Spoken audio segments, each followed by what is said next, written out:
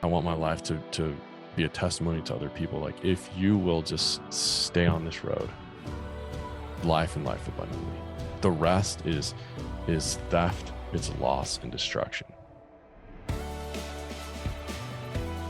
Hey guys, welcome back to another episode of This Is My Story. Today's guest, his name is Tommy Sewall.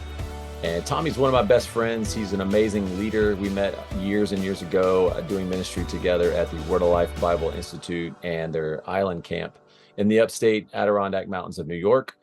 And so I'm excited to dive into his story because as we think about what defines a good story, I'm excited for Tommy to peel back the layers of his journey in thinking about how he would come to know Jesus, and what would define his story as being relevant or having significance, and how it can relate to someone else. And so I think that we'll all have some things here we can take away from in Tommy's conversation. First off, just want to say thanks to our sponsors. Word of Life is one of them. So I'm excited to have one of their very own with me today. Also, Christian Healthcare Ministries, an alternative healthcare solution for you or your family. My wife and I love them and are members and have been for over 10 years. So there'll be links down below. So check those out. And I do want to say my microphone had some sort of issue in this podcast episode. So I'll be jumping in here in a second just to transition for Tom and I's conversation. But thank goodness Tommy's microphone worked because it was a long way to come from New York to Orlando. So without any further ado, I hope you enjoy this conversation with Tommy. And by all means, please leave a comment down below. Let me know what you thought, and we'll see you on the other side. My main responsibility at Word of Life is I oversee our youth camps in New York. So in the summertime, we have 3 camps. We have the island for high schoolers, and that's kind of where we've spent a lot of time in the summer. We have the Ridge, which is for middle schoolers. And then we have the Ranch, which is for elementary age students. So I also work at the Bible Institute, which is a 1 or 2 year program. You can come for 1. We recommend coming for the 2. But the way I describe it to people is it's all about building a biblical foundation for life on mission. And so we say we specialize in building that biblical foundation. The entire curriculum is made up of spending time in God's word, studying the books of the Bible, studying theology, and that's kind of the meat of the curriculum. But at the end of the day, we want to prepare students for the rest of their life, serving God for the rest of their life. And we believe that starts with the foundation. Then I say, once you get the foundation built, you can put whatever house you want on top of it. Yeah. You can go if you want to be a pastor or a missionary or an electrical engineer or whatever you want to do, the foundation's what counts. And, it's the same true when you're building. Like, you can have the nicest house on the street, but if your foundation's flawed, it's just a matter of time. And so that's why we are so passionate about building foundations for life on mission. And that's what the Bible Institute's about. So we believe that the educational process isn't complete until we've given students a chance to actually put what they're learning into practice. And so we have that's where I work. We call it the Ministries department. And every student's getting the opportunity to get hands-on experience, sharing their faith, serving people. And doing camp is a big part of that, but all kinds of different things. They're actually right now, while we speak, our entire freshman class is in New York City, and they're going out on the streets every day. So there's like almost 200 people down there going out and sharing their faith. So my first question to Tommy for this episode was just tell me what you do at Word of Life and what is the Bible Institute really like. So hope you got a good idea for that. I encourage you to check the link down below about Word of Life. There's so many camps around the world that you can choose to get involved in, go to, send your kids to. And so back to the episode, I asked Tommy a question about his story. Just tell me your story. And Tommy's not a professional athlete, hasn't been involved in drugs and alcohol, or been to prison, never really dealt with depression, anxiety. And so, you might be thinking, well, then what's the story? And as always on this podcast, we say that the story is not about us. It's not about me. It's not about Tommy. It's not about you. The story is about our God. It's about God's Son, Jesus Christ, and how we find ourselves in a relationship with him is the story. And so stick around and listen to how Tommy found his joy and his abundant life when he finally decided to give his life to Jesus. I grew up with this just desire to be cool, to have fun. This is at the height of the action sports, like X Games and then Gravity Games and all the other, there was just it was at its peak. And so I grew up with wanting to just be cool. And I think probably even deeper than that was just this like wanting people to go, this guy's awesome and he's fun. And so I got invited. I grew up at a skate park in the summertime. I was a rollerblader, admittedly. But it was like way cooler back then. I don't know. It was cool back then. Right. It was in the X Games. Yeah. I'm pretty sure only girls did it in the X No, Games. no. Hey, but shout out to Chris Vickery, right? Yes, he invited me to come be a junior instructor for skate camp. Yeah. I wasn't that good compared to the other instructors, but he invited me to be a part of that.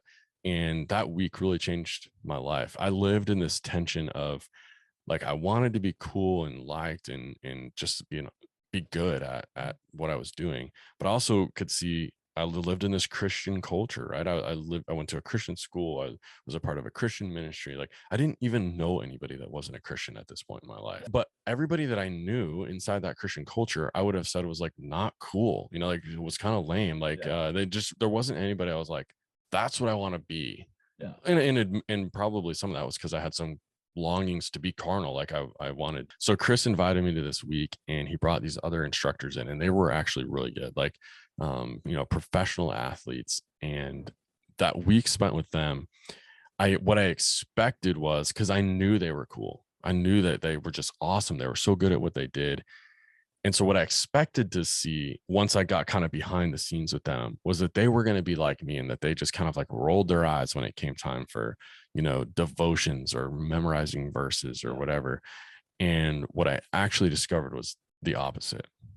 They were excited for the devotions. They were excited to get together and pray together. And there was one time I remember Chris sent us all out to pray for 30 minutes. Like we were all to go out on our own and pray. And I was thinking to myself, like, here I am, 14, 15 years old. I'm like, what am I going to do for 30 minutes? Like, I'm going to pray for 1 minute, like that was just the point where I was at in my spiritual journey. I was just like, I don't know. And so I remember going away, I was like on this swing all by myself, prayed for as long as I could, and then waited. Yeah. And then, and then we all came back together and he asked everyone to share. And I don't know, I made something up, but everybody else like had just like real stuff they were talking about. And it wasn't like overnight for me, but that week caused this like, malfunction in my brain because I thought I had it figured out. It's like Christian, not cool, cool, not Christian. And that kind of flipped that on its head. Like it is possible to love Jesus and still be really cool, to still have tons of fun. Yeah. And actually, I didn't learn this in that moment, but I would go on to learn that actually that is a better representation of what it means to follow Jesus. And so that kind of started this thing for me. It took a long time. I would say it was a year before God finally convinced my heart of that. And then even then, I also competed in snowboarding for a long time. I was successful at a young age. When I was 16, I remember thinking, man, I'd love to be a professional snowboarder. But if I'm going to do that, I have to dedicate my life to it. It's every decision I make will be affected by choosing to do this as a career. And that made me pause. I was like, man, is this what I really want to give my life to? Like I want it, but once I actually start looking at what this is going to cost me, is this what I want to do? And that pause made me go, well, let me take this to God. And so it was, again, over the course of months of praying and saying, God, help me know what I am to do.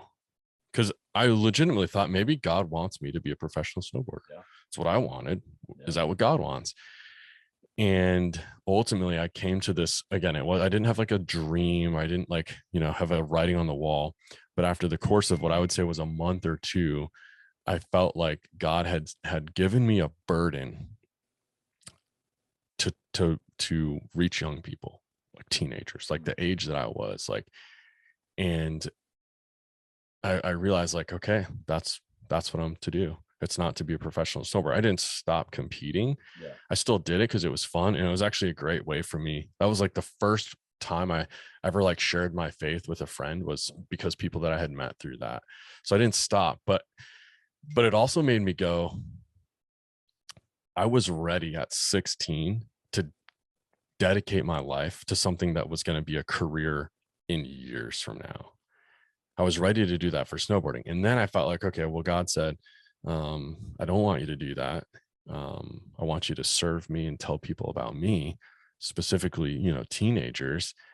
And then it felt like, okay, well, that's not going to happen till then. So I've kind of got all this kind of free time until I get to like when I graduate and I can do that. And I realized like I had this conviction of like, well, but you were going to give your life to snowboarding. You were going to start right now at 16 and give your life to snowboarding until you were 18 or 19 or 20 and actually, was pro. So I was like, I guess I should do the same thing for this. And so that kind of launched me into this. And I wouldn't say I was perfect at it. But I had a desire even from that age. So like, I want to grow in this way. I want to learn. I want to, look, what does it look like to preach, and what does it look like to share your faith? And I would say kind of that then set my life on the trajectory that it's on now. The next comment or question I made to Tommy was about his relationship with Jesus being at a young age and being fully committed, was that how God really preserved and protected him from a lot of potentially dangerous things because he chose to put his faith in the Lord and honor God at a young age. And I asked Tommy about that, because I think a lot of times we feel like when we give our life to Jesus young, or even at our middle ages or any time, that we maybe feel like we're missing out on something, that maybe God's ways are not always the best ways. And so I asked Tommy specifically about that, and in which ways that maybe he's experienced,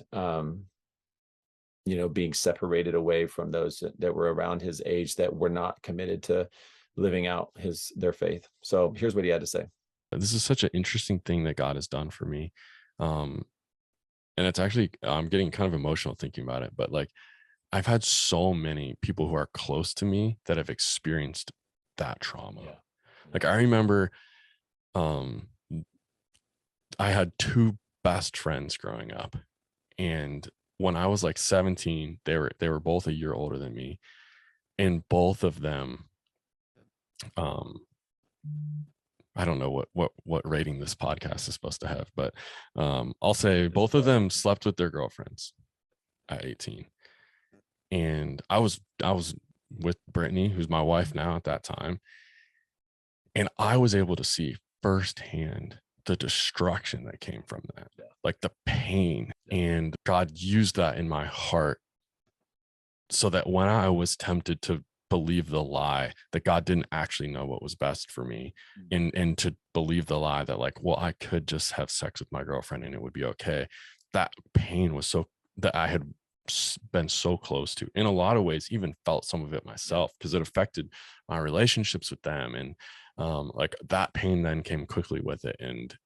And so I'm so grateful that God allowed me to kind of experience that. And it's happened even more since then, where I've been so close to something like that, and God's used it to change my life. And so I say that partially because I don't want to be like, it wasn't necessarily like that I was just so close to God, for all those years. It was like, but there were some experiences that I think God really allowed me to go through, to help me.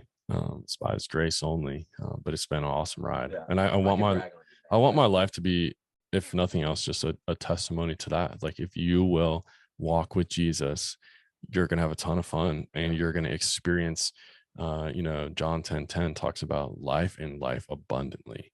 And that was the thing that changed for me, is like, when I read that verse, it changed everything for me. It's like, that's what my heart desires, is that life abundantly. And honestly, all of our hearts do.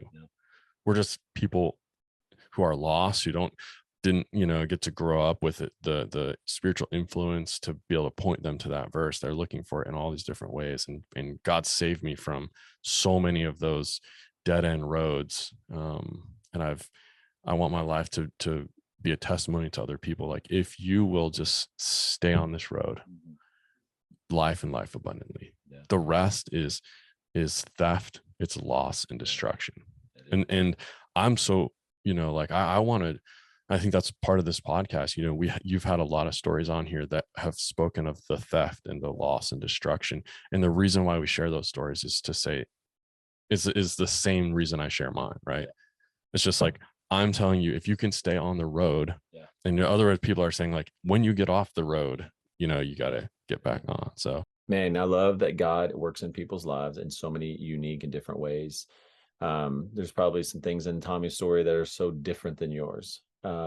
Maybe you were actually one of the people that Tommy is referring to, and you've made mistakes in your life that you wish you could take back. And this is a part of uh, your journey, is that you get back on the road, and you get to see Jesus, the power of God, made known in your past and in your brokenness, and that he can fully redeem that. How? Well, it's a process, and it can take time, but it's possible. And I know that it's possible. In fact, that's one of the things that we want to do here through our story groups. It's one of the things that happens through our curriculum, Scarred for Good.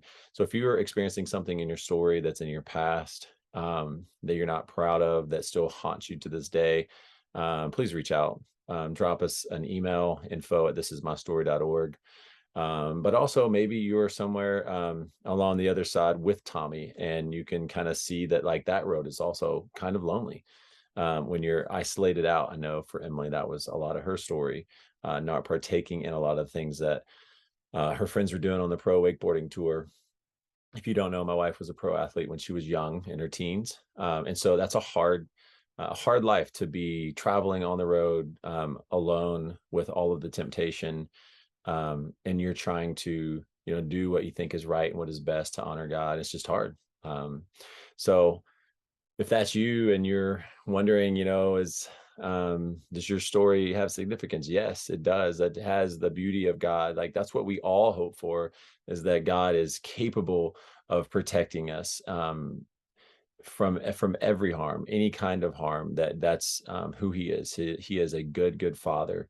And so we just sometimes need to celebrate the goodness of God, and make that loom larger in our minds, and be able to see that and declare that more often and better in our lives. And so back to Tommy in his episode, the next part of our conversation has to do with the power of story, our partnership. This is my story and the Word of Life Bible Institute. We do a story conference now every year. And so we're going to dive into that component of Tommy's story and the power of story. So enjoy this last part of his episode. at the Bible Institute, again, part of my role in the ministries department is helping students with that hands-on ministry. Yeah. And we have identified a primary, if you will, building block to that foundation that everybody needs to have is we want them to be able to share their faith. We see that in the Bible as something that all of us are called to. Yeah. And would then even further, we've said sharing your faith, when it comes to sharing your faith, there's 3 ways that we want students to be able to share their faith. We want them to be able to share their faith through telling their story. We want them to be able to share their faith over the course of a long-term relationship. And then we also want them to be able to share their faith in one conversation. And that's why we have that, to be able to share your faith through your story as one of the things, is because I believe, and this is not going to be a surprise to you because of how much I believe in this ministry, but I believe that using your story to share your faith is the best. It's the best way. Yeah. I help do a preaching class, and I always say when people use their own life as an illustration, it's so powerful because no one in the audience can refute that, right? That's your life. Like it's hard if you just use some like example that you read online or something. Like a critic or a skeptic might sit there and be like, oh, that's probably not true, like the news these days. Yeah. But like your own personal story, it's hard to refute that. And so it's so powerful. So with that being said, we identified those 3 different ways. It was just so natural for us to say like, well, let's do a conference then about how to tell your story in a way that communicates the gospel to somebody. And so at the same time, you had just finished up Scarred for Good. It's like you have to discover your story, and then you've got to be able to take the gospel, and then you've got to put those 2 things together. And so I think what we're doing at story conferences, we're saying like, we want to help students really discover their story, because, and I've interviewed, hundreds of students over the years. And I would say that everybody would say like, oh yeah, I can tell you my story. Yeah. But what we're doing at story conference through Scarred for Good is we're helping them get like deeper than just like surface level story, identifying the key moments. And ultimately, at the heart of it for me is trying to help students realize that they're really telling the story of God in their life. It's not, and as I've heard all these stories over the years, it's like I most commonly would critique somebody and say like, that was a great story, except it was about you, and there was like two sentences in there about God. So I want to, just to everybody listening, like this Scarred for Good is so it's amazing to go through. Yeah, you guys did, you and Matt did such a good job on it. It's been awesome I've been able to see now hundreds of college students go through it. Both you guys taught some of the sessions and then they were in story groups. But then also I know just from talking with you that this has made a profound impact on churches, youth groups. And I would say, to anybody that's listening to this, a pastor, youth pastor, or even if you're just a parent, consider the value in your students, children being able to articulate their story in a way that shares the faith. And that doesn't come easily, but this curriculum is, I feel like, the first step you got to take to be able to do that. Discover your own story. And really I feel like what you're trying to do is just kind of dig down deep, and then that's going to lead you to be able to share your faith. I think about like, think about Andy Finch, who was on a few episodes ago, and me. Our stories are alike in some ways. We both love to snowboard, but very different in another way, right? Like Andy, he lived in the world and doing whatever he wanted to for a long time. Where I can relate with Andy, and this is what you learn through the discovering your story, is that inside of me was also a desire for fame, for wealth, for, I think Andy talked about on this show, he was, women, he wanted that feeling of that comes from that. And like, and I wouldn't have articulated it the same way in my life. We both had this desire. And so the strength in me discovering that in my stories, now I can sit down with lost Andy and say, hey, I know what you feel. I felt the same way. I was a ninth grader and I wasn't actually doing any of it. But I can relate with you on that. And let me tell you what God did in my life to save me from that. Thank you for doing what you're doing. I believe in it. I believe story is so important.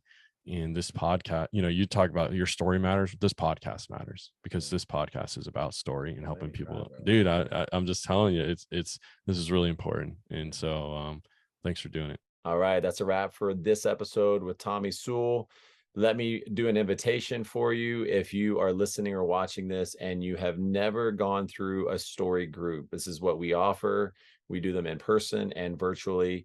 And you would like to discover the depth of the gospel in your story, have someone help walk you through that.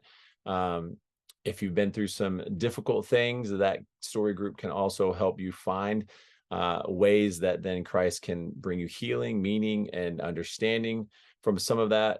If there's an interest that you have to actually just share your faith, these are all things that I've gone through personally. These are things that we are passionate about. And This Is My Story is helping bring to light the greatest story in your life, which is Jesus Christ, and help you find purpose and value and grow in every aspect of your life by discovering your story, because we believe it is the power of God in your life to change the world. So drop an email, info@thisismystory, and someone will get back to you. Just say, I'm interested in learning more about their story groups. Okay, until next time, I'll see you on another episode.